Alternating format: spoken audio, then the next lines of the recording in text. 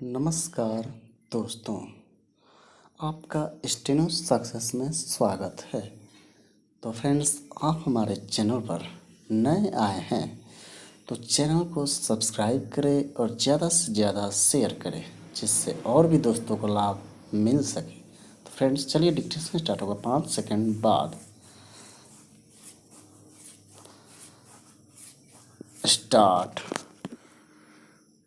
तो अब भारतीय रेलवे को भी निजीकरण की पटरियों पर चढ़ाया जा रहा है। भारत सरकार ने इसकी पूरी तैयारियां कर ली है। सब कुछ योजना के हिसाब से चला तो 2 वर्ष बाद अप्रैल 2023 में देश के कुछ रेल मार्गों पर निजी हाथों के नियंत्रण वाली रेलगाड़ियां चलने लगेंगी। रेल निजी क्षेत्र में चले, इसमें कोई बुराई नहीं है। 30 वर्ष पहले हुए उदारीकरण वैश्वीकरण के बाद तो करीब करीब सभी क्षेत्र उसके लिए खोल दिए गए थे। सैन्य क्षेत्र तक इस क्षेत्र ने काम कम नहीं किया है। आज़ादी से पहले और आज़ादी के बाद खुद को खुद ही खड़ा किया और देश को बनाने में बड़ा योगदान दिया। लेकिन इन 30 वर्षों में उसमें आया हर बात के लिए सरकारों की ओर देखने का परिवर्तन चिंताजनक है। पहले यह केवल साधन सुविधाएं लेने तक सीमित था, लेकिन अब यह उसमें भी आगे सरकारी उपकरणों पर नियंत्रण तक पहुंच गया है। बेशक इसके लिए उसे अकेले जिम्मेदार ठहराना सही नहीं होगा। जैसे ताली एक हाथ से नहीं बज सकती, वैसे ही कोई भी सरकारी संपदा बिना सरकारी स्वीकृति के निजी हाथों में नहीं जा सकती। सरकारी कहे या जनता की संपदा का निर्माण होने में सालों लगते हैं, लेकिन सरकारें उसे निजी हाथों में सौंपने का फैसला करने में ज़्यादा समय नहीं लगाती।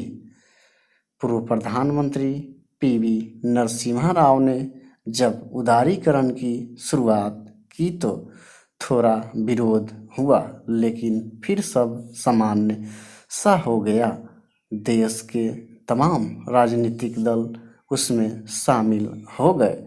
सार्वजनिक उपक्रमों के निजीकरण की शुरुआत उनके समय में ही हुई, जिसे अटल बिहारी वाजपेयी के प्रधानमंत्रित्व काल में तेजी से आगे बढ़ाया गया।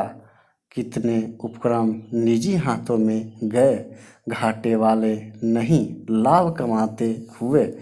घाटे वालों पर तो निजी क्षेत्र दांव ही नहीं खेलता।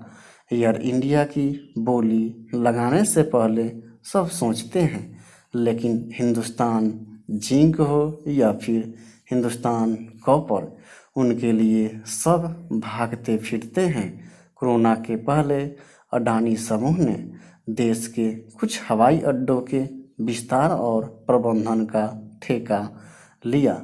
आश्चर्यजनक रूप से तब यह सब मुनाफे में चल रहे थे, लेकिन अब जैसे ही कोरोना में आय कम हुई, समूह ने यह काम कुछ महीनों के लिए टाल दिया। कहने का मतलब, निजी क्षेत्र घाटे का कोई काम हाथ में लेना ही नहीं चाहता। तब यह प्रश्न स्वाभाविक रूप से उठता है कि देश परदेश की सरकारें मुनाफा दे रहे हमारे उपक्रमों को निजी क्षेत्र की भेंट क्यों चढ़ाना चाहती है। यह उपक्रम किसी सरकार की बपौती नहीं है।